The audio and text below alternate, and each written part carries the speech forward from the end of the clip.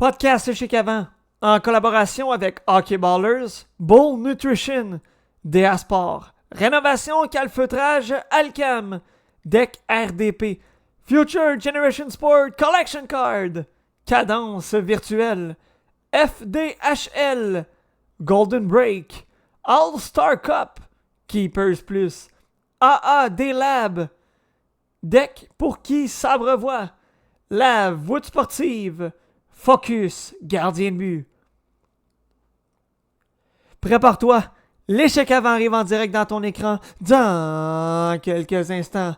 Podcast du 18 mars 2025. C'est parti! C'est l'échec avant où le sport s'anime. Des débats passionnés, des moments sublimes du hockey de la NHL au touchdown de la NFL. On vit chaque instant, on brille intensément. Les statistiques en main, on décrypte chaque jeu. Des frappes de la MLB au but ambitieux. La MLS qui monte la CFL en force.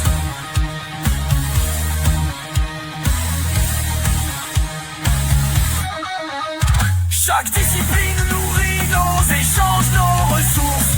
C'est plus qu'un micro, c'est un rendez-vous. Une équipe, une passion, un esprit fou. On plonge dans les faits, on questionne, on apprend. L'échec avant, c'est le sport différent.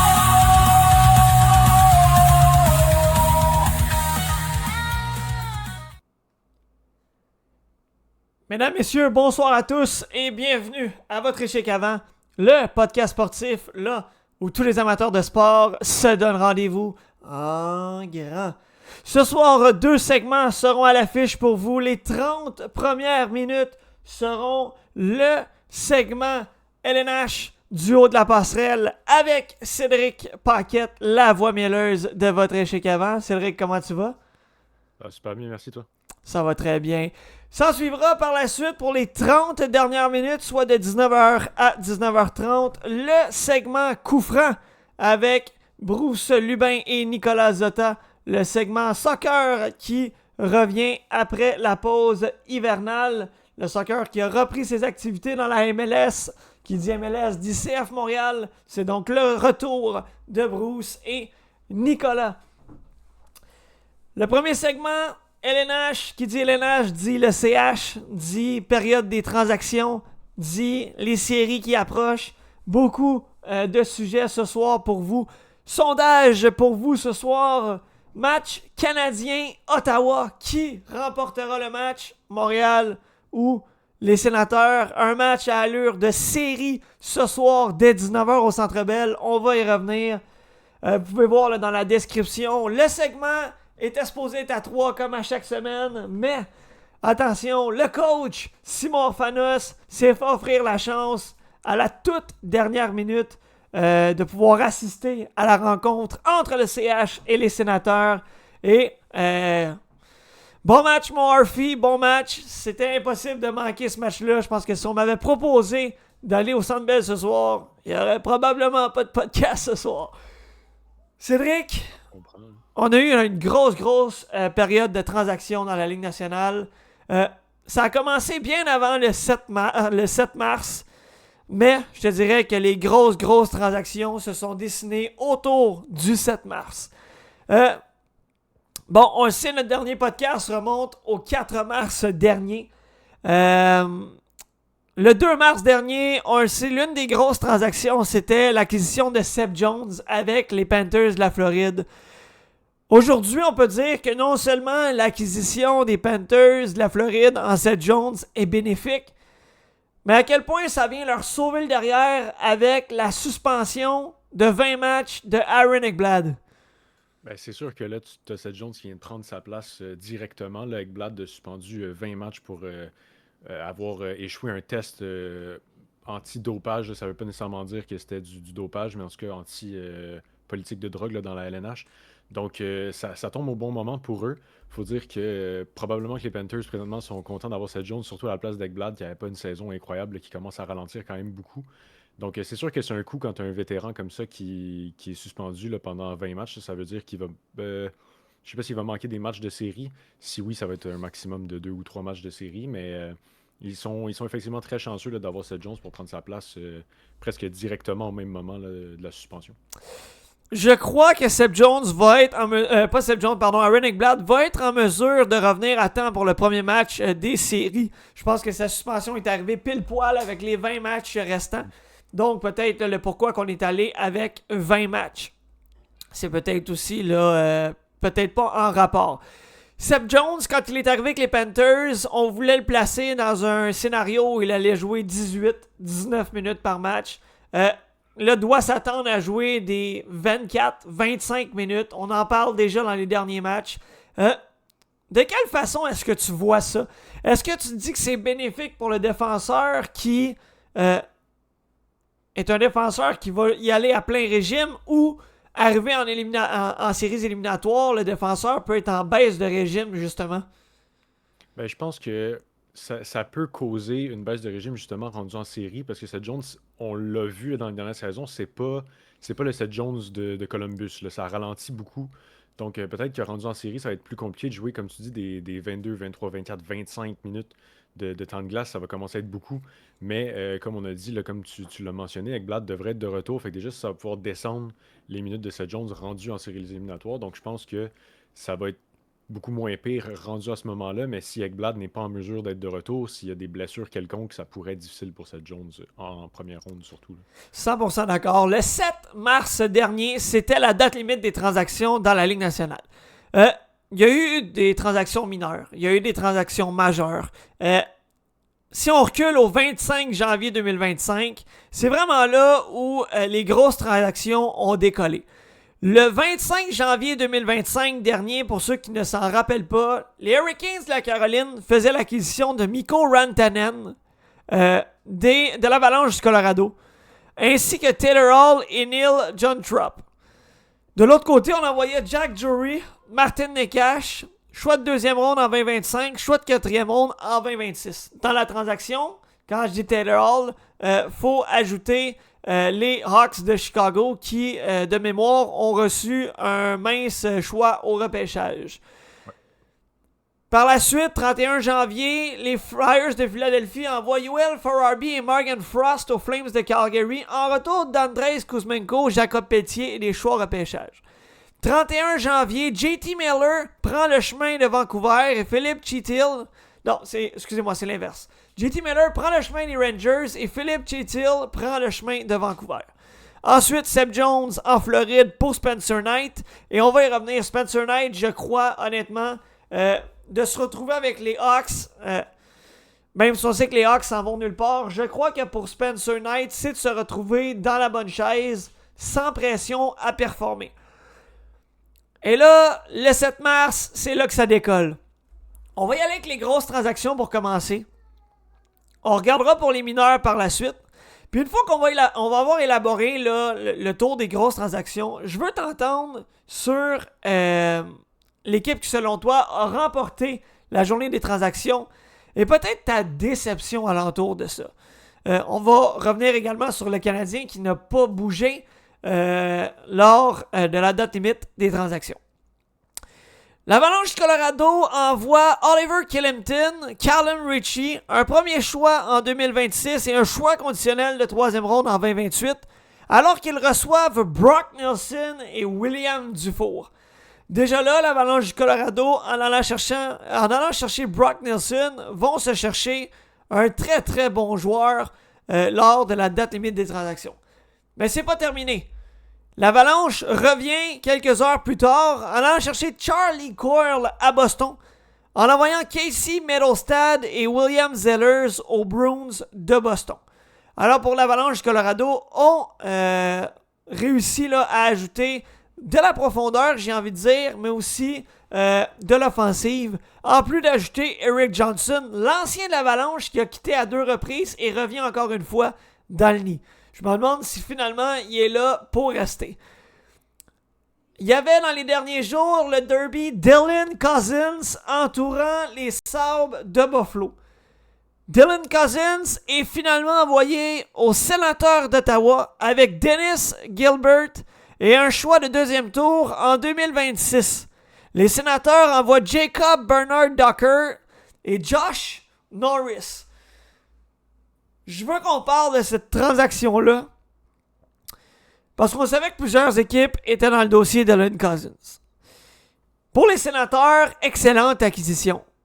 J'ai envie de te demander, est-ce que les Sénateurs... Parce que moi, j'aime beaucoup Josh Norris. Je pense qu'au-delà des blessures, Josh Norris avait un excellent potentiel. Et moi, je me pose 2 questions. Est-ce que du côté des Sénateurs, on a abandonné trop vite sur Josh Norris? Et est-ce que les Sénateurs sont meilleurs avec Dylan Cousins qu'avec Josh Norris si on regarde la transaction? Moi, je pense que Dylan Cousins apporte juste un petit peu plus de sécurité. Comme tu as dit, là, les blessures, c'est un gros problème pour Norris. On ne sait pas si... Tu sais, je dis pas que c'est des joueurs du même niveau, mais Kirby Dach, il y a plusieurs personnes qui pensent que c'est terminé à Montréal à cause des blessures. Si Norris, ça continue dans la direction des blessures, on ne sait pas où est-ce que ça peut mener plus tard, puis le perdre pour rien à cause des blessures plus tard dans sa carrière, ça peut être vraiment un dur coup pour Ottawa, alors que là, ils ont eu la chance de l'échanger, aller chercher un bon joueur en Dylan Cousins. Je pense pas que ça les rend meilleurs. Si oui, c'est marginal, selon moi, c'est pas un échange d'énorme impact pour les 2 équipes, mais je pense que ça apporte de la stabilité, puis c'est un gars que, justement, tu sais pas si Josh Norris, quand les séries vont commencer, il va être blessé, puis là, il te manque une grosse pièce dans les séries, tandis que tu sais que Cousins a moins de chances d'être blessé, cette pièce-là te manquera pas rendue dans les séries. Bon, je suis 100% d'accord avec toi. De mon côté, c'est un peu départagé. Dylan Cousins se retrouvait dans une atmosphère qui était pas bonne. Les Sabres de Buffalo, on le sait, semblent avoir de la difficulté à développer leurs jeunes ou semblent avoir de la difficulté à bien les entourer, à les garder.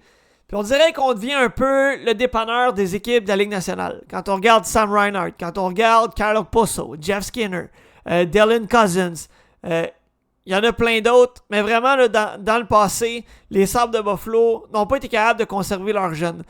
J'en ai parlé, Josh Norris, pour moi, restait un élément important, malgré les blessures chez les Sénateurs, a connu des bons moments. Je pense qu'on a abandonné trop rapidement du côté des Sénateurs à l'endroit de Josh Norris. Et la question que je te pose, là, j'ai pas regardé le contrat actuel de Josh Norris, mais il n'est que de passage à Buffalo, là. On va regarder son contrat, c'est une bonne question, mais je pense que de toute façon, à la fin de son contrat, vu que ça fait pas assez longtemps, il va être agent libre avec restriction. Si je me trompe pas, là, je voudrais pas dire des choses qui n'ont pas de sens. J'essaie de trouver son contrat. Je viens de voir qu'il avait signé un contrat de 8 ans. Quand est-ce que ça a été signé? J'en ai aucune idée. Mais c'est vrai que les Sabres ont une aura autour d'eux de perdre des jeunes pour rien, puis de les laisser partir trop tôt, puis de... Mais est-ce que ça va être le moment où est-ce qu'on se rend compte qu'il faudrait en garder quelques-uns? Je sais pas. Honnêtement, c'est difficile à savoir ce qui va se passer avec Josh Norris. Je souhaite pour les Sabres qu'ils soient capables de le garder puis qu'ils soient capables de bâtir quelque chose avec lui, avec Tage Thompson, avec Rasmus Dahlin. On dirait que peu importe c'est qui les jeunes qui sont à Buffalo, malheureusement, ça ne fonctionne simplement pas. Peu importe qu'est-ce qu'ils font, peu importe c'est qui l'entraîneur. Donc... C'est sûr que si j'étais à mettre de l'argent, je pense pas que Josh Norris va finir sa carrière avec Buffalo. Mais ça reste à voir. Est-ce qu'ils vont vouloir l'échanger comme ils ont fait avec Cousins ou est-ce qu'on va vouloir le garder pour bâtir? Est-ce que les Sabres pensaient aussi que Norris est peut-être meilleur que Cousins à long terme?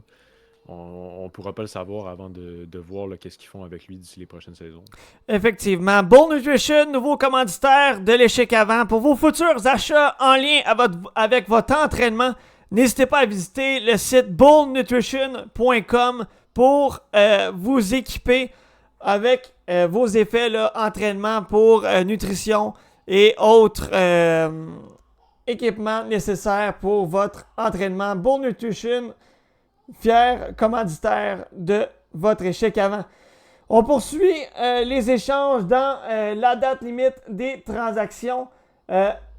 J'ai envie là, qu'on parle de la transaction entourant Mikko Rantanen. Mikko Rantanen, qui avait été acquis par la Caroline, est envoyé aux Stars de Dallas contre Logan Stankoven. 2 choix de premier tour, 2 choix de troisième ronde. Et les Stars de Dallas qui s'entendent avec Mikko Rantanen dans un contrat de 8 ans à 96 millions. Ça n'était pas une surprise que Rantanen n'allait pas s'entendre avec la Caroline Ce gars-là était sous le choc de son départ avec l'Avalanche. N'a jamais eu la tête à jouer en Caroline. Est-ce que les Stars peuvent retrouver le Mikko Rantanen des beaux jours au Colorado? Je pense que ça va être plus facile pour les Stars de retrouver ce Mikko Rantanen-là qu'en Caroline. Comme tu as dit, là, en Caroline, on savait qu'il était juste de passage. J'ai dit lui-même quand il est arrivé là, que ça allait pas durer. Il était pas prêt à signer un contrat là. Donc, moi, personnellement, je pense que les Hurricanes, au final, s'en sont bien sortis. Parce qu'on savait qu'ils voulaient pas rester là. Finalement, Stankoven, 2 choix de première ronde, c'est quand même un bon retour. Évidemment, ils ont donné des choix là, et selon moi, la plus grosse pièce de l'échange, là, c'est Martin Necas qui présentement avait une très bonne saison depuis le début avec les Hurricanes et est encore plus en feu avec l'Avalanche. Donc pour moi, au final, quand tu donnes le meilleur joueur dans l'échange, tu le perds toujours un peu cet échange-là. Il faudra voir qu'est-ce qui va se passer avec ces choix de première ronde-là et Logan Stankoven dans le futur. Mais présentement, Rantanen, avec les Hurricanes, c'était 6 points en 13 matchs, 2 buts seulement. Et il a déjà égalé son total de buts en 4 matchs avec les Stars, le 2 buts, 2 passes pour 4 points en 4 matchs. Donc je pense que avec les Stars, ça va être moins difficile. Je pense que l'attaque des Stars est plus complète autour de Rantanen comme celle de l'Avalanche l'était comparée à celle des Hurricanes. Les Hurricanes qui sont une équipe un petit peu moins explosive offensivement que Dallas. Donc je pense que ça va être plus facile pour lui de trouver sa place puis de trouver son jeu là, à Dallas qu'en Caroline. On peut dire que le grand gagnant dans ces transactions-là, c'est probablement Jack Roslovich qui retrouve son numéro 96 après l'avoir laissé à Rantanen, après avoir eu une Rolex.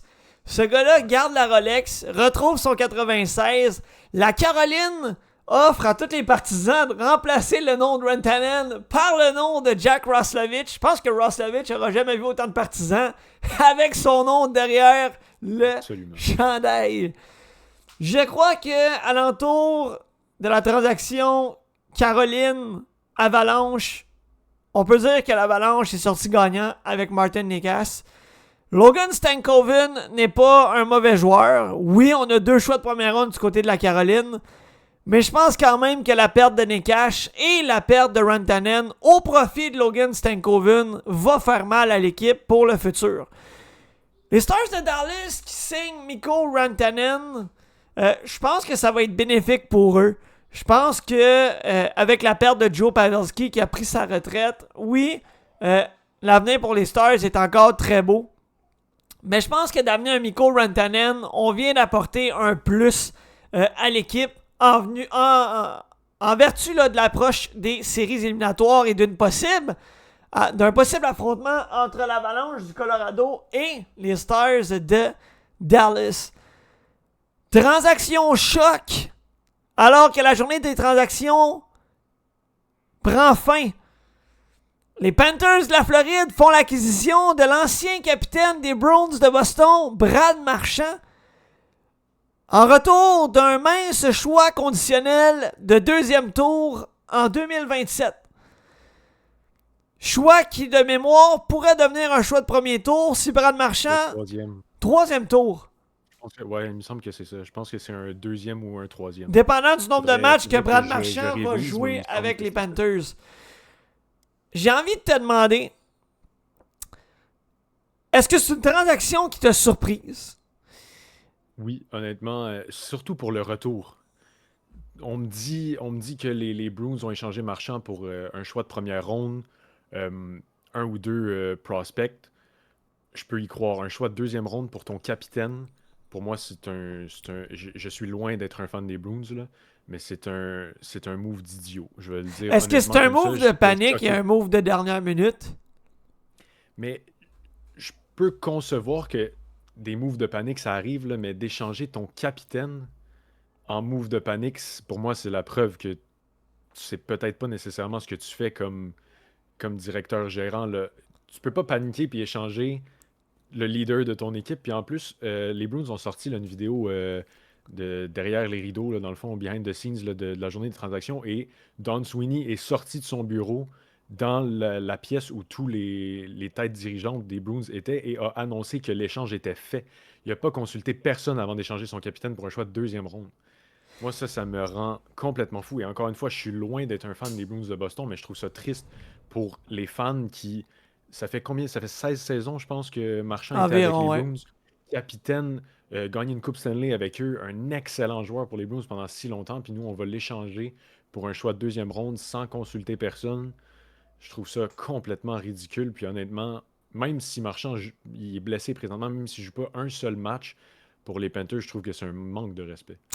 100% d'accord avec toi. Je pense qu'on n'a pas été capable de s'entendre sur le salaire. Brad Marchand voulait un peu plus. Les Browns ils offraient quelque chose comme 2 ou 3 millions. Écoute, j'ai envie de dire que c'est un manque de respect envers Brad Marchand. J'ai pas vu parce que les Panthers étaient de retour à Boston quelques matchs suivant la date limite des transactions. Est-ce que Marchand a joué à Boston? Je pense qu'il n'a pas encore joué avec C'est les ça, Panthers. il est blessé. Marchand, Hein? mais de souvenir, les Bruins ont battu les Panthers, si je me trompe pas. Là. C'est ça, je pense que Il me semble Marchand qu'il a est réussi à blessé. gagner, mais il a pas joué encore là, pour les Panthers, effectivement.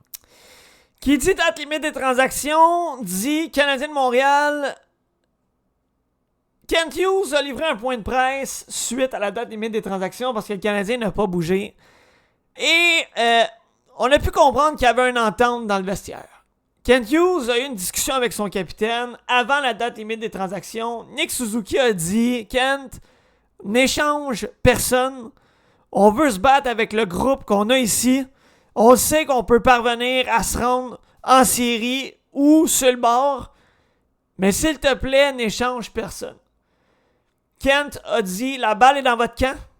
C'est à vous de me prouver d'ici à la date limite que je bouge pas ou je bouge. » Nick Suzuki, c'est 13 points en environ 7 rencontres suivant la Coupe des 4 Nations. Le Canadien s'est levé. Le Canadien était à 1 point des séries à la date limite des transactions. Kent Hughes n'a pas bougé, n'a pas fait d'acquisition, a fait des appels. Ça n'a pas fonctionné. Je pense que du côté du Canadien, on s'enligne vers, j'ai envie de dire, le repêchage ou le 1er juillet ou entourant l'été pour faire une acquisition. Est-ce que tu es d'accord avec le fait que Kent, oui, a respecté sa parole, mais n'a pas bougé pour améliorer l'équipe? J'aurais peut-être aimé aller chercher un joueur. Faut juste voir qu'est-ce que les équipes ont payé pour certains joueurs. Tu sais, je sais qu'il y a beaucoup de gens qui voulaient avoir Dylan Cousins. Est-ce qu'on avait un joueur, là, présentement, nous, les Canadiens, sur le bord des séries, de la trempe de Josh Norris à donner? Est-ce que d'échanger un joueur là, qui est...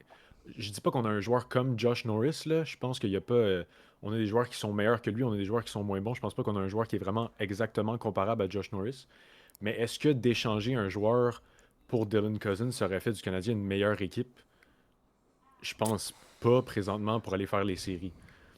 Je pense que Kent Hughes l'a dit, pas directement dans son point de presse, mais l'a dit quand même qu'il a regardé ses options, puis les options coûtaient trop cher. Tu veux pas aller chercher un joueur non plus juste pour la fin de l'année, sacrifier un peu de futur quand on est déjà proche des séries, mais loin d'être rendu dans le prime de cette équipe-là. Il y a encore beaucoup de jeunes qui sont pas arrivés. Il y a encore des joueurs qui sont pas complètement développés. Là. Des joueurs comme Suzuki et Caulfield qui performent extraordinairement depuis le début de la saison ne sont pas encore arrivés au pic de leur carrière. Moi, je pense que c'est une bonne chose de rester patient. Est-ce qu'un deuxième joueur de centre, si on n'avait rien sacrifié, ça aurait été un plus? Évidemment que oui. Mais je pense que de ne pas bouger, c'était la bonne chose à faire. Puis quand tu es un directeur général, tu fais une promesse à tes joueurs, je vais pas bouger, je vais pas rien faire.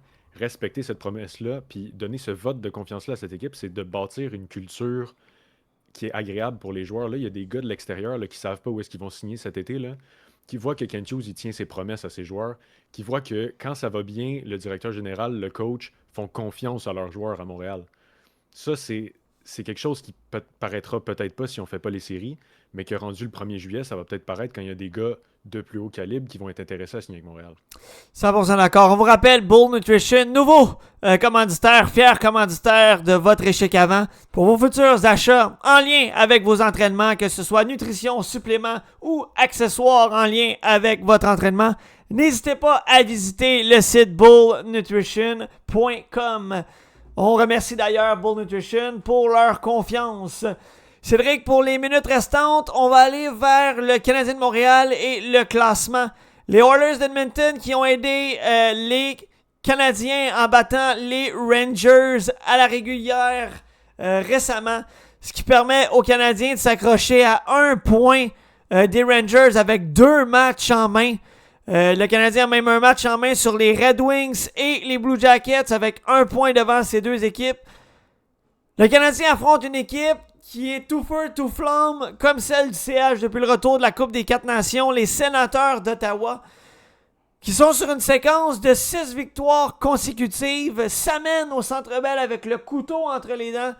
Il faut se rappeler qu'il y a quelques matchs, le Canadien a battu les Sénateurs à Ottawa. Ça avait fait vibrer un peu là, la place à Ottawa. À quoi tu t'attends du match Canadien-Sénateur ce soir au Centre Bell? Ça va être chaudement disputé. Ces deux équipes qui, on le sait, ne s'apprécient pas du tout. C'est une belle rivalité là, qui est en train d'éclore présentement. Surtout si les deux équipes sont capables de faire les séries. On va les voir dans les prochaines années s'affronter dans les séries à plusieurs reprises. Je m'attends à un match très très intense du hockey, pas loin du hockey de série. Là, les Canadiens ont besoin de cette victoire-là. C'est peut-être le match déterminant là, pour les séries pour le Canadien. Une victoire ce soir les distancerait de Détroit et Columbus, comme tu viens de dire, rattraperait New York là, présentement. On le rappelle là, en termes de pourcentage de points, si la saison suit son cours comme elle l'est présentement, les Canadiens devraient faire les séries selon leur pourcentage de points. Ils sont par-dessus les Rangers à ce niveau-là. Il faut juste acquérir ces points-là maintenant. Donc, ils doivent aller chercher le match de ce soir. Ça va être chaudement disputé. Ça va être un très bon match à regarder. Puis j'espère fortement que le Canadien va sortir sur le dessus.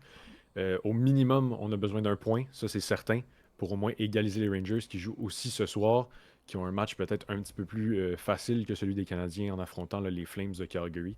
Donc on espère que les Canadiens aient cherché au moins un point. Évidemment, l'idéal, là, ce serait d'aller chercher les 2 points, je dirais à la régulière, mais honnêtement, au point où on en est, pour moi, les Sénateurs, c'est plus l'équipe que le Canadien a besoin de rattraper. Là. Ils ont juste besoin de se placer dans cette deuxième position là, d'équipe européenne. 100% d'accord. 18 mars 2025, le Canadien qui se bat pour une place en série, qui l'aurait cru au début de la saison. Le Canadien voulait être placé dans le mix, c'était l'objectif. On est non seulement dans le mix, mais on est à 1 point d'une place en série. J'ai envie de dire, match à allure de rivalité, match à allure de série ce soir contre les Sénateurs. On n'a pas perdu une rivalité avec Boston, mais j'ai l'impression qu'au cours des dernières saisons, il y a une rivalité qui s'est un peu plus élevée contre les Sénateurs. Match au Centre Bell. Le Canadien qui a gagné le dernier match. Les Sénateurs vont avoir le sentiment de revanche. Ça va être un match chaudement disputé. Samuel Montembeault qui a été tout feu, tout flamme lors du dernier match, qui est incroyable depuis son retour de la Coupe des 4 Nations. Je me rappelle pas qu'il ait connu un mauvais départ, à moins que je me trompe. Honnêtement, il a été bon. Il a été solide. Il a fait les arrêts clés. Et je pense que qu'est-ce qui a aidé Samuel Montembeault, c'est que le Canadien a limité les chances de marquer contre les Panthers, a limité les tirs au but, malgré que le Canadien n'en avait pas beaucoup également. Je pense que le jeu défensif du Canadien a été bon. Faut poursuivre sur cette lancée. Faut pas que le Canadien change son système de jeu. On a une question ici d'un auditeur qui demande Patrick Laine, le gars patine 0 pinball. Pas de repli défensif, mais il score beaucoup en powerplay. Est-ce qu'on devrait penser à jouer à 13 attaquants et mettre Patrick Laine seulement sur l'avantage numérique? Je pense que je vais pas me mettre à défendre Patrick Laine comme si c'était le maître du back-check, là. Mais je pense que c'est important quand même de ne pas oublier la période de temps qui a manqué. Je vais, encore une fois, je dis pas que c'est le gars qui a l'effort le plus inné, là. C'est pas Brendan Gallagher, là. J'en suis pleinement conscient. Mais faut pas oublier que c'est quand même la Ligue nationale, là. Le gars il a manqué plus qu'1 an, je pense, au total, là, dans les 2 dernières saisons, Ouais. là, finalement. Quand tu es sur le programme d'aide de la Ligue nationale, tu ne pratiques pas. Ça, c'est quelque chose qu'on oublie peut-être des fois. Là, c'est pas nécessairement juste les blessures. Il n'a pas pratiqué pendant tout le temps qu'il était sur le programme d'aide. Ça fait perdre de la vitesse, ça fait perdre du synchronisme, ça fait perdre l'esprit de jeu. Tu sais, c'est pas un joueur que son atout premier, c'est son lancer, c'est pas son QI hockey, par exemple. C'est des choses qui vont prendre du temps à revenir. Je suis d'accord, par contre, que on dirait qu'il n'y a pas beaucoup d'efforts. Par contre, pour un joueur qui, comme je dis, a perdu son synchronisme, est-ce que c'est la bonne chose de lui enlever beaucoup de temps de jeu? Je suis pas certain. Puis, faut aussi se demander, si on décide de jouer à 13 attaquants, qui est-ce qu'on mettrait dans cette position-là de 13e attaquant? Est-ce que de mettre Michael Pezzetta, c'est quelque chose qui va vraiment aider le Canadien. Moi, je suis loin de penser que ça aiderait le Canadien, Michael Pezzetta, à temps plein avec le Canadien, là, honnêtement. 100% d'accord avec toi. Je vais me permettre d'y répondre vite là, avant la fin du segment. Premièrement, bon, oui, tu as soulevé un bon point. Patrik Laine a manqué l'équivalent de peut-être 2 saisons dans les 3 dernières saisons. Des blessures difficiles. A manqué le début de la saison à cause d'une autre blessure au genou. Il est revenu au début du mois de décembre de mémoire. Quand Patrik Laine est arrivé à Montréal, on savait à quoi s'attendre. Patrik Laine n'était pas un Connor McDavid. On savait que c'était une puissance offensive. Un gars qui a un lancer foudroyant, puis on le voit d'ailleurs à chaque avantage numérique, que ce soit sur réception ou des poignets, ce gars-là décoche à une vitesse phénoménale. C'est vrai que ce gars-là, 5 contre 5, il aide pas pour 2 scènes. Défensivement, il est vraiment mauvais. J'ai envie de dire que contre les Panthers, il n'a pas été le pire. J'ai même plutôt aimé le match de Patrik Laine contre les Panthers. S'il peut reproduire ces matchs-là jusqu'à la fin de la saison, je pense que ça pourrait être plaisant à voir du côté du Canadien. Là où je ne trippe pas sur le fait de l'utiliser comme 13e attaquant, de placer le gars sur le banc toute la période puis de l'embarquer juste sur le power play, c'est peut-être pas la meilleure idée au niveau de la confiance. Déjà que le gars il est fragile. Ensuite, faut savoir que le Canadien et toutes les équipes de la Ligue nationale ont des rappels maximum pour la Ligue américaine. On n'a pas de joueurs en bas vraiment qu'on peut remonter. Le Rocket connaît toute une saison. On veut pas déshabiller le Rocket pour habiller le Canadien. Michael Pezzetta est pas bon. On va se le dire, on ne sera pas de cachette. Michael Pezzetta est horrible. Ça a l'air d'être un très bon gars dans la chambre. Ça a l'air d'être un très bon gars pour ses coéquipiers. Le gars joue pas pendant 28 games, joue une game, il se présente, il se donne à fond. Même s'il est pas bon, il se donne à fond. Mais d'avoir un 13e attaquant, puis de me dire que c'est Pezzetta qui joue, je préfère avoir Patrik Laine qui joue à 60-70%. Parce qu'actuellement, c'est un peu ça qu'on voit. Fait que, moi, personnellement, non, pour répondre à ta question, puis je pense que Cédric est du même avis que moi, c'est pas une bonne idée. On garde ça tel quel. Quand Pezzetta mange du popcorn, on est heureux. Quand il est sur la glace, on est tremblant un petit peu. Un peu comme quand on parle de Saputo, on est tremblant un petit peu. Donc, voilà si ça peut répondre à ta question. Le Canadien qui affronte les Sénateurs d'Ottawa, match à allure de série, je me répète, mais ça va être un match tout feu, tout flamme ce soir. Le Centre Bell qui va faire du bruit. Les partisans vont faire la vague. Le CH va aller chercher 2 points. Et le CH, ce soir, va être en tête dans la deuxième équipe pour le wildcard et sera en série ce soir après le match. Ton score, Cédric, ta prédiction? 3-2 Canadiens. J'aime ça, 3-2 Canadiens. Moi, là, honnêtement, je me fous que les Sénateurs aillent chercher un point. Je vais dire un 4-3 Montréal, prolongation. Tu sais de quoi pour faire péter le Centre Bell? Ça va être magique. Tu sais ce qu'on n'a pas vécu au Stade Saputo depuis des saisons, mais on va le vivre au Centre Bell. Voilà, ça va être tout feu, tout flamme. Canadien, Sénateur, Cédric, merci d'avoir été là ce soir. Marc-André Gignac qui dit 5-4 Ottawa. Et là, Benoît Da Silva qui juge mon jeu au deck et qui me compare à Michael Pezzetta en disant autant bon que toi au deck. Ouais, on va passer ce commentaire-là. Cédric, on se dit à la semaine prochaine. À la semaine prochaine. Et on accueille, mesdames, messieurs, les plus grands fans du CF Montréal au Québec, Nicolas Zota et Bruce Lubin. Le retour du segment Coup franc, le segment où on parle de l'actualité soccer, que ce soit dans la MLS ou dans le monde entier, en Europe, où vous voulez, en autant qu'il y ait un ballon qu'on peut dribbler des pieds. Les boys, comment allez-vous? Ça va super Bien. bien, toi? Ça va très bien. On dirait que t'as aimé le jeu dribbler des pieds.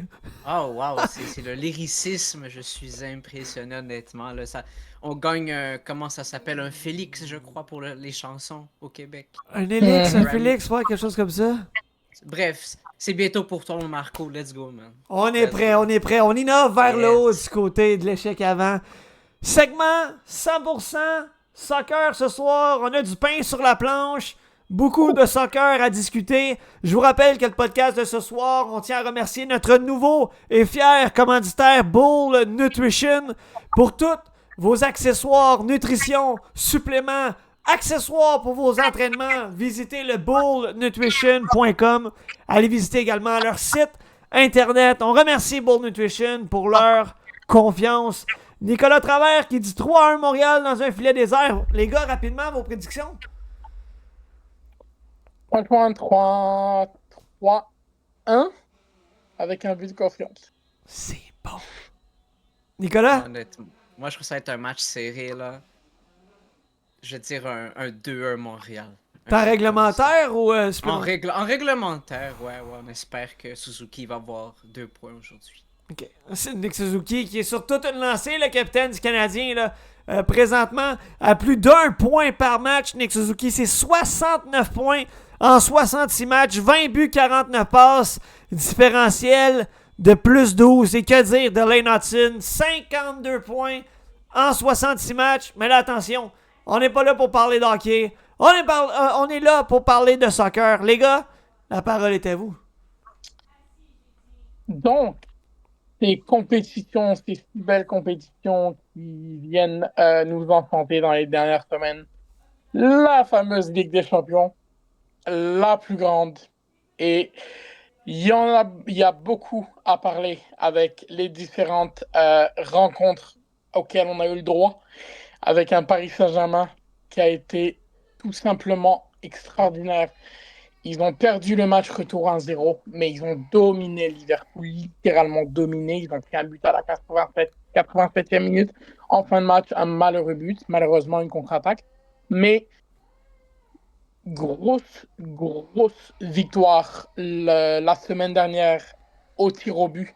Le Paris Saint-Germain sous QSI qui disputait sa première séance de tir au but et finalement vient à bout de Liverpool après avoir disputé un match sensationnel. Ousmane Dembélé qui continue cette saison tout simplement la meilleure de sa carrière. Tout simplement. Et le Paris Saint-Germain en quart de finale face à Aston Villa qui a défait Bruges. Je sais pas si tu veux dire quelques mots sur Arsenal. Ben, on a gagné contre le PSV Eindhoven sur le score agrégé de 9-3. Le premier match était 7-1. Honnêtement, super match pour la troupe de Mikel Arteta. C'est sûr qu'en ce moment, c'est pas très facile en termes de forme. Dans la Champions League, ils sont en première ligue, je veux dire, donc le championnat anglais, ils sont deuxième en ce moment avec 58 points, si je me trompe pas, avec Liverpool en avant avec 70. On a encore un petit peu une sensation de saison ratée pour Arsenal, mais c'est bien qu'on réussisse à se qualifier en quart de finale.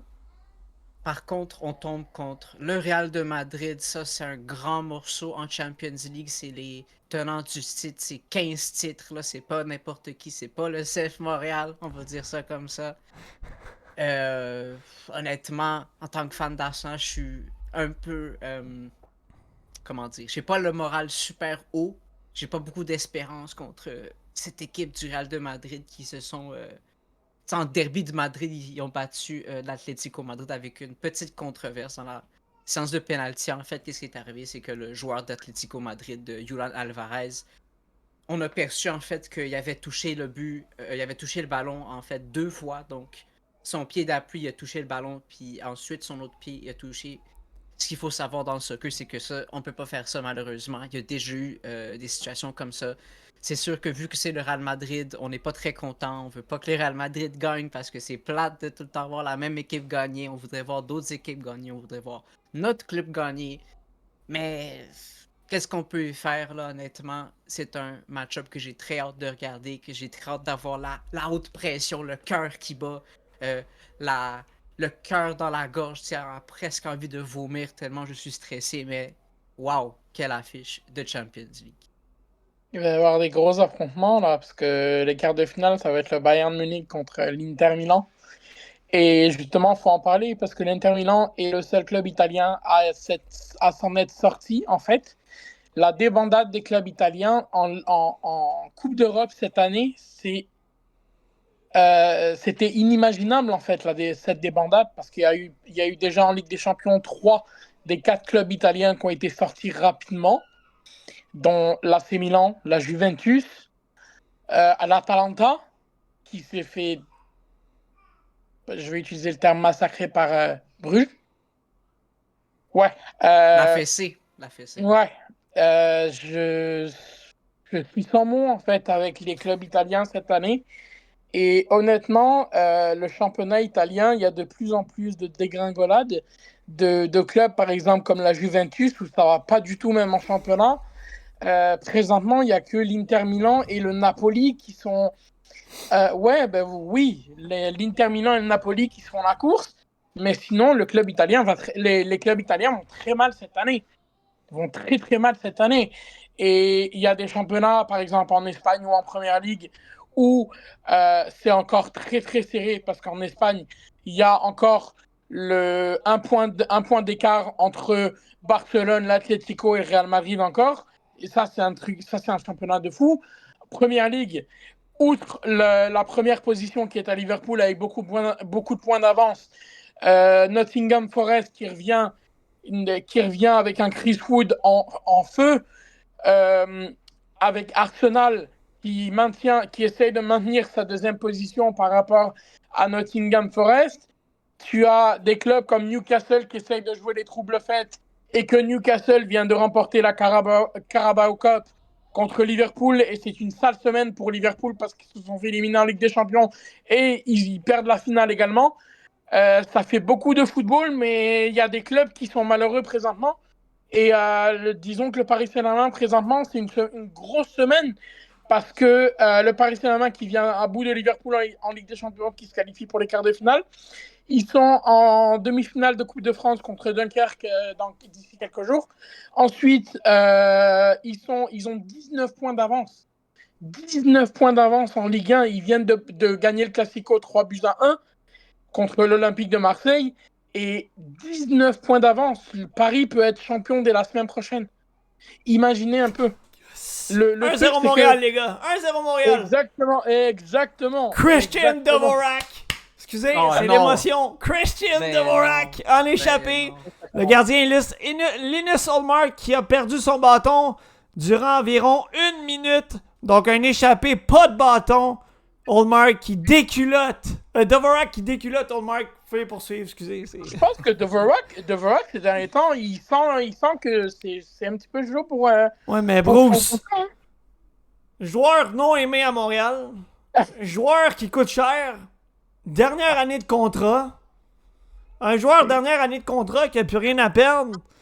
Le gars, il veut un nouveau contrat. Là. Il revient pas à Montréal, c'est sûr. À moins qu'il signerait pour 500 000. Pour vrai, puis encore là, je pense que c'est trop cher. Fait que je pense que pour vrai, Dvorak, c'est terminé. Là, mais je vous laisse poursuivre, les gars. Ouais, ben écoute, donc c'est ça. La Ligue des Champions, comme j'ai dit, grosse compétition en ce moment. Puis là, le titre de buteur par excellence va vraiment se jouer entre, par exemple, Rafinha, Harry Kane, Guirassy. Parce que, attention, parce que Dortmund, présentement, Dortmund va jouer quoi? Dortmund va jouer Barcelone. Ce qui est un gros match. L'Inter qui va jouer le Bayern, Real Madrid, Arsenal et Aston Villa contre le Paris Saint-Germain. Aston Villa, il y a Marco Asensio, il y a Marcus Rashford, il y a Emiliano Martinez, il y a, même si je l'aime pas, personnellement, il y a Unai Emery, il y a Lucas Digne, il y a des gros joueurs. Un club anglais. Et on vient de battre un club anglais, mais attention quand même au club anglais. Parce que là, tu viens de jouer Liverpool, mais les clubs anglais, en général, quand ils jouent des gros matchs et tout, Newcastle avec Alexander Isak, ce gars-là, je veux dire, tous les clubs le disputent et vont se le disputer cet été. À mon avis, il restera pas à Newcastle. à mon avis, il restera pas à Newcastle. Je suis d'accord avec ça. Et j'ai hâte de voir où il va aboutir parce que il y a pas mal de clubs qui vont faire une offre. Et j'ai hâte de voir ça parce que là, présentement, les clubs en demande pour lui, ça va être chaud parce que Liverpool le veut. Darwin Núñez va certainement partir. Mohamed Salah va certainement partir parce que leur structure à Liverpool, c'est qu'ils ne remettent pas, ils ne redonnent pas des contrats à des joueurs de plus de 31, 32 ans. Mohamed Salah commence à être vieux, malgré qu'il est encore en forme. Mais en fait, c'est pas qu'il a été mauvais contre le Paris Saint-Germain, c'est que Nuno Mendes a fait 2 matchs exceptionnels contre lui. Et Nuno Mendes, moi-même étant fan du Paris Saint-Germain, j'avais peur. Mais ces 2 matchs qu'il a fait sont tout simplement stratosphériques. Et maintenant, c'est le temps de parler du CF Montréal. Oh, le CF Montréal. Qui dit CF Montréal dit notre bon vieil ami Joey Saputo. Qui dit CF Montréal dit dépression. Qui dit CF Montréal dit. C'est quoi déjà le mot? Médiocrité. Médiocre. J'ai pas d'autre mot. Médiocre. Moi, j'ai envie de dire, pauvre Gabriel Gervais, qui persiste à essayer de faire quelque chose avec cette équipe-là. Les gars, en ce 18 mars 2025, vous êtes Gabriel Gervais. Êtes-vous encore dans l'organisation du CF Montréal? Ben, en fait, il y a un truc, et là, j'ai envie de voir réellement ce que va faire Gabriel Gervais, parce que là, tu viens d'obtenir 1 point en 4 matchs. Tu viens de marquer 2 buts dans le premier match, puis après, il y en a 0. La saison qui commence mal avec déjà des questions sur ta qualité d'effectif, sur tes attaquants, sur ta gestion de ton effectif. Sur le CF Montréal en général. Mais la question, c'est est-ce que Gabriel Gervais est l'homme de la situation, mais est-ce que Laurent Courtois est l'homme de la situation? Et ça, j'en ai pas l'impression. Autant, il y a 3 ans, je pense, quand on avait Wilfried Nancy, tu m'aurais posé la question, est-ce que Wilfried Nancy est l'homme de la situation? Je t'aurais répondu oui, totalement. Parce que cet entraîneur est tout simplement un entraîneur digne de ce nom. Mais présentement, Laurent Courtois ne montre pas grand-chose. OK. Moi, je te pose une question et je veux avoir ta réponse, puis Nico, tu répondras aussi. Je connais pas les coachs de la MLS, OK, mais prenez les meilleurs coachs au monde dans le soccer. Prenez les meilleurs coachs dans la Ligue nationale. Prenez les meilleurs coachs dans peu importe la ligue. Si les propriétaires en haut ne veulent pas investir et ne veulent pas te donner les moyens, les gros moyens, les vrais moyens nécessaires pour amener ton club au plus haut niveau, est-ce que vous êtes d'accord avec moi que peu importe qui tu vas avoir au poste de directeur général, au directeur des communications, comme entraîneur adjoint, ça avancera pas plus? Oui, peut-être que ton entraîneur d'expérience va avoir des meilleures stratégies. Peut-être qu'il va être capable de placer les effectifs d'une différente façon.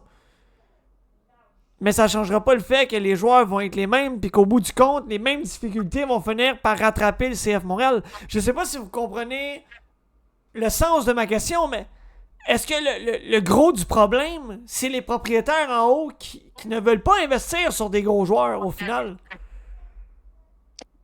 Effectivement, je suis pas mal d'accord avec toi. Le seul truc, c'est que, et je me suis posé la question justement dans ces matchs-là, parce que techniquement, de 1, on perd Joseph Martinez, de 1, et tu fais pas l'effort pour le garder. De 2, il y a certains joueurs en attaque qui sont pas mauvais, mais le problème, c'est que le collectif n'est pas là. Parce que ça a été, et à plusieurs reprises, des individualités mais que quand on leur demande de jouer en collectif, il n'y en a pas. Et ça, est-ce que ça va durer toute la saison?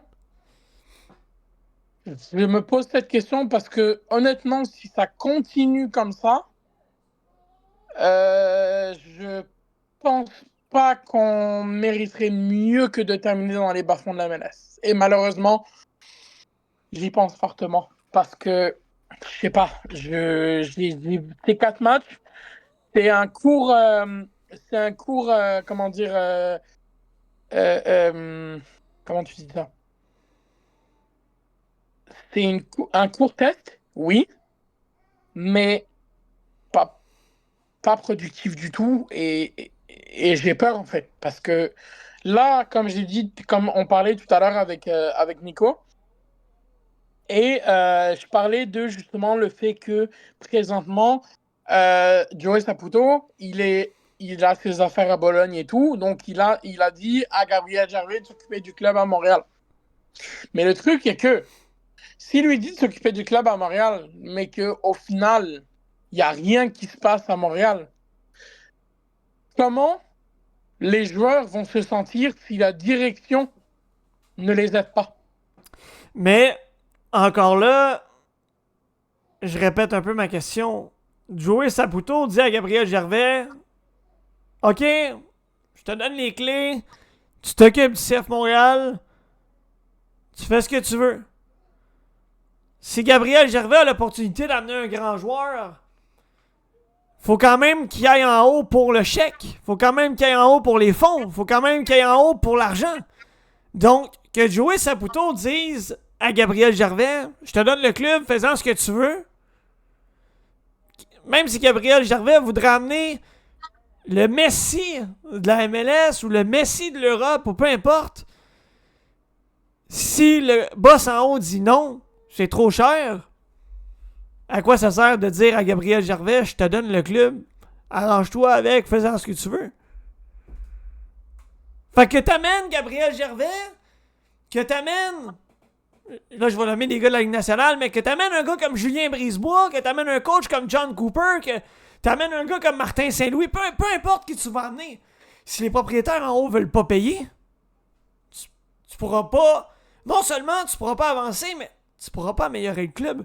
Tu as laissé partir Joseph Martinez, t'as pas essayé de le retenir. T'as pas essayé de l'échanger vraiment. T'as perdu Mathieu Chouanière parce que tu voulais pas le signer. Tu voulais pas lui donner son argent. Dans le passé, on en a perdu d'autres là, également qui ont été bons puis qui ont grandi avec l'organisation, que ce soit de l'Impact ou du CF à ce jour. Qu'est-ce qu'on en fait si le propriétaire en haut veut pas payer? Ouais, mais le problème, c'est que dans tout ça, Gabriel Gervais est décisionnaire maintenant.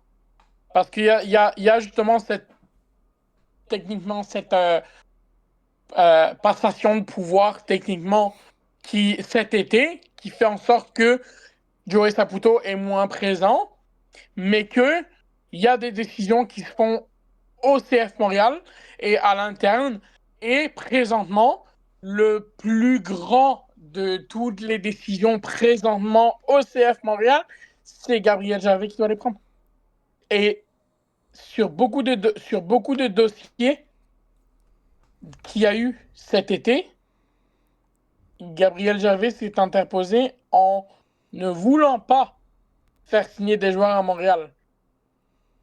Est-ce que le fait qu'il refuse de faire signer des joueurs à Montréal, probablement pour ne pas payer, est-ce que ce ne serait pas une forme de désaveu envers l'organisation pour dire tout simplement que présentement vouloir mettre la faute sur Laurent Courtois?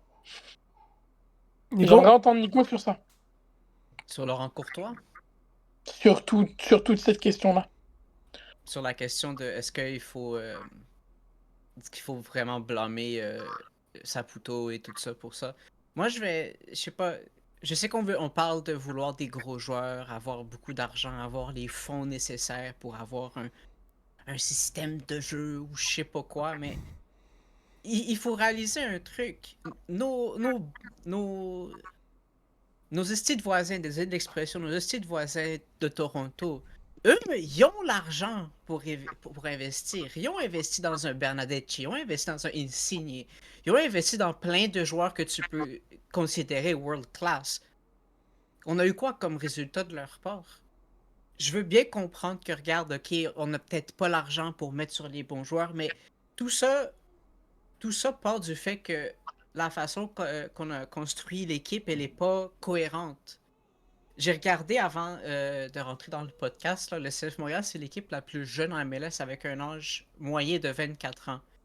Comment est-ce que ça se fait que t'as des gars de 17 ans qui startent 17 ans, il peut même pas s'acheter une bière, puis il start avant genre un Marshall Routy. J'ai rien contre ce joueur-là. Mais il faut se rendre compte que c'est pas avec des joueurs comme ça qu'on va performer. Oui, on veut avoir un clear pathway de nos équipes de jeunes ou de nos joueurs plus jeunes vers peut-être l'Europe ou peut-être vers atteindre l'équipe canadienne, comme ça a été le cas de Joel Waterman ou de Jonathan Sirois ou de Samuel Piet. C'est juste que l'équipe, elle est pas bien construite.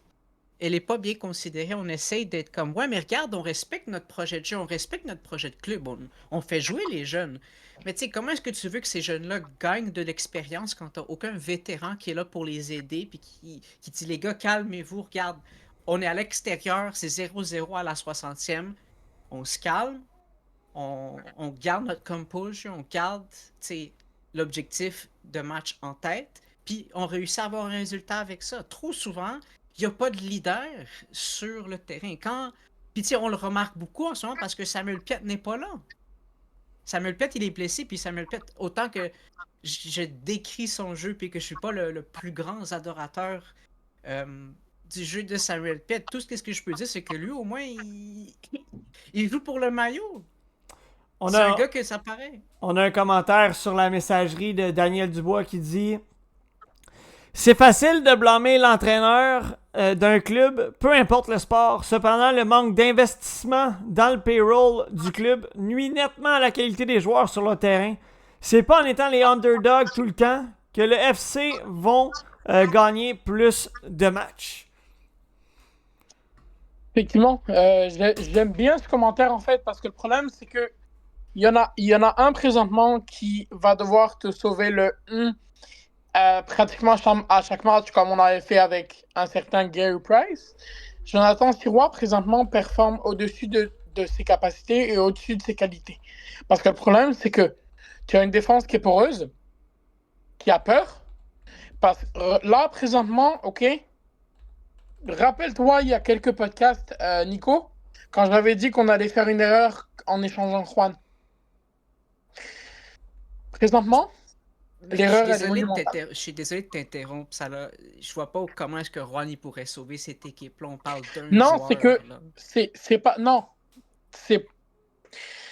c'est pas de un joueur, mais son côté présentement, c'est qui? C'est Jamal Routy puis le jeune de 17 ans. Là. Voilà. Est-ce que Jamal Routy est plus fort que Juan? Je pense pas. Ouais, mais tu compares Juan qui a genre c'est juste 8 ans que- d'expérience avec Mais c'est ça, Jamal Routy qui a quelques genre saisons dans les pattes. Là. Oui, quelques saisons dans les pattes. Mais ce gars-là, c'était un gars d'expérience. Et quand tu veux gagner, quand tu as besoin d'avoir de l'expérience, parce que techniquement, il faut que tu choisisses, Nico. Est-ce que tu achètes des joueurs, des grands joueurs, comme par exemple les Messi ou quoi, ou par exemple tu fais venir des Luis Suarez avec de l'expérience? Parce que eux, c'est ce qu'ils ont fait. Je parle pas de Messi parce que le salaire de Messi, ok, fine. Mais les Jordi Alba et compagnie qui viennent pour justement de l'expérience, ou des joueurs comme par exemple les Olivier Giroud compagnie qui viennent parce que les équipes en général recherchent de l'expérience. Ben, excuse-moi, mais on en avait de l'expérience. Mathieu Chouanière, Juan, Martinez. Donc, Tu viens de nommer 3 gars qui voulaient juste pas être là puis qui ont pas buy-in le projet. Peut-être Chouanière, c'est l'exception parce que ça fait longtemps qu'il est là, mais les 3 gars-là que tu viens de me mentionner, ces 3 gars-là qui étaient directement négatifs sur qu'est-ce que genre, où est-ce que le CF Montréal allait, puis je peux pas les blâmer parce que moi aussi je suis négatif envers ça. Mais tu sais, il faut avoir des personnes, des vétérans qui sont actuellement partants pour continuer continuer le projet. On va continuer, non, on va continuer les analogies avec le hockey. Tu sais, un gars comme, je sais pas moi, Matheson, il sait que c'est peut-être ses dernières années genre de pic de production, même si Matheson, c'est un joueur, c'est une grosse relation de love-hate parce que Matheson, il sait comment me faire suer dans les deux sens du terme, suer comme wow, ok, il joue super bien, puis suer genre oh mon dieu, pourquoi est-ce que pourquoi est-ce que c'est la 7e putain de puck qui l'échappe en territoire adverse, tu sais, mais bref, il faut que tu aies des gars qui sont, ils savent qu'ils vont perdre, puis ils savent que il y a un développement qui va se faire, mais ces gars-là, je suis désolé, ils n'avaient pas cette mentalité-là. Son but sans prenant comprenable. Son but gagnant en prolongation, j'étais juste devant lui, fait que s'il te plaît. Ben, je suis désolé, c'est un but des années 60. Le gars, il a même pas levé la POC, J'étais au premier rang, fait que je m'en souviens très bien. Ok, mais ça s'enlève pas le fait qu'il n'a pas levé la POC, là. Non, c'est juste que justement, au CF Montréal, est-ce que des joueurs parce que pourtant, en individuel, j'aime bien des joueurs comme Clark, tu vois, mais est-ce que c'est des joueurs qui vont te faire gagner à long terme? Ou que ce soit à court terme? Trop indécis. Parce que j'ai envie de croire que des joueurs comme ça vont te faire gagner.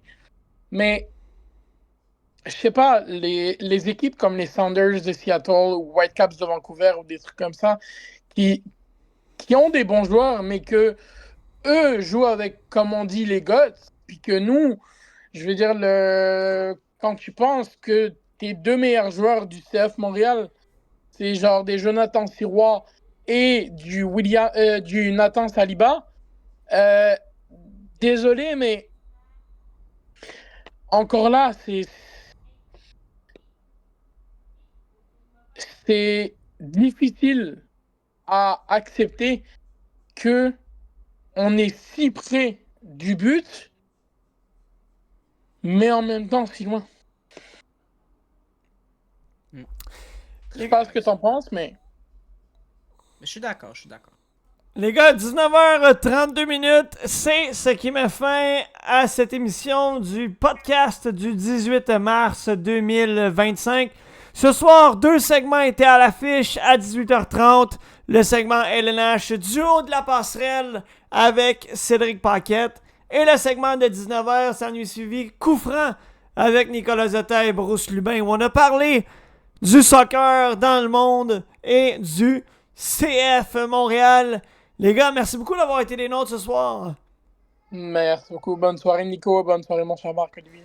En mon nom et celui de toute l'équipe du podcast CGC Avant, on vous souhaite une excellente fin de semaine à tous. Bon match Canadien-Sénateur et on se dit à la semaine prochaine. Ciao. Go Habs, go.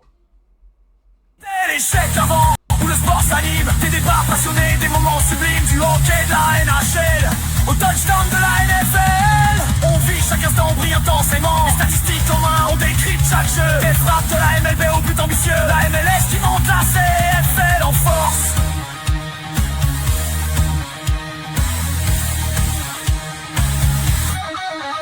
Chaque discipline nourrit nos échanges, nos ressources.